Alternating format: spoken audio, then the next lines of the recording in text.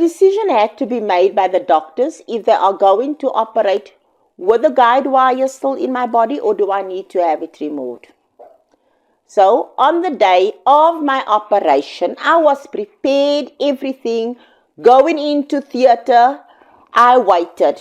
When it got to 1 o'clock the afternoon, I was still waiting. Got to 4 o'clock the afternoon, I was still waiting. When I called the nurse and I said, are they still operating? She said she'll phone. She came back to me and said, listen, the operation is cancelled. The doctor apologized. They were supposed to tell you earlier on. You need to go sort out the guide wire. I was so disappointed. But eventually I sorted out the guide wire. On the 1st of July, they operated.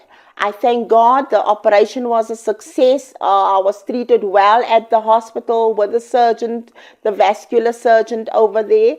And then I had to come back to Helen Joseph for the actual, finally they're going to do the operation. I came for the operation, and what a nightmare. Everything was well. They said to me, you know what, you going into theater, we're going to do the operation. And the day of the operation, guess what happened?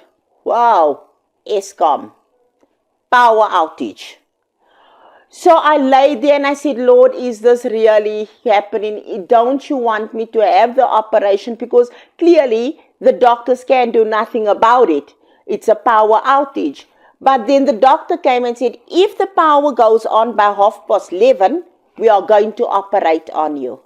I waited patiently. 11:30 came, power never went on. But 10 minutes later, the power came on. And I was excited, and the doctor said, no, all operations are cancelled for today. I was so off.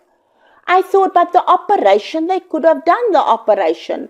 And he said to me, no, I must wait for the doctors. And then I wasn't even discharged that day. I still had to wait another day for the following morning for the doctors to see me. And the doctor came in, and so let me just explain to you, because I'm a missionary apostle, I travel a lot, then I'm in this place, so I've already arranged to go on a missionary to Uganda and to Kenya. And because everything was arranged, it was arranged way before the time. So I didn't know that there's going to be a guide wire, there's going to be a wire in my body. I didn't know that. I didn't know they were going to postpone operations. I can understand that they did it the first time, but the second time that it was done. So I lose out on so much money. I lose out on money from one hospital to the other hospital, petrol monies. So it's a lot of money that I've lost out on. And I explained to the doctor, please, man, can you not do this operation for me? And she said to me, you know what? And I do understand when she says cancer patients are more important.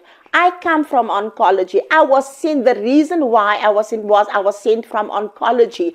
I've also had questions with oncology on that side as to why I'm supposed to be in remission and I'm still coming back. But nevertheless, that's not the point.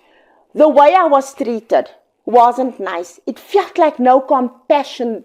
She had just no, and all she could say to me was, so there's a queue, quality assurance, just go to them and go and complain if you have a problem. So I said, thank you very much, because she's given me a reason to go there. I mean, I could have went so many times to go and complain, especially with last year's operations, the way I was treated in the wards.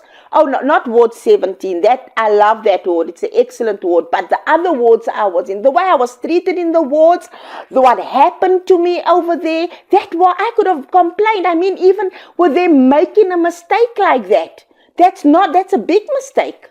And I could have died. And then also the guide wire. I mean, have they got no compassion? They left a wire inside of me that could have killed me. I was getting heart pains already, shortness of breath already. No compassion. And that's when I went and I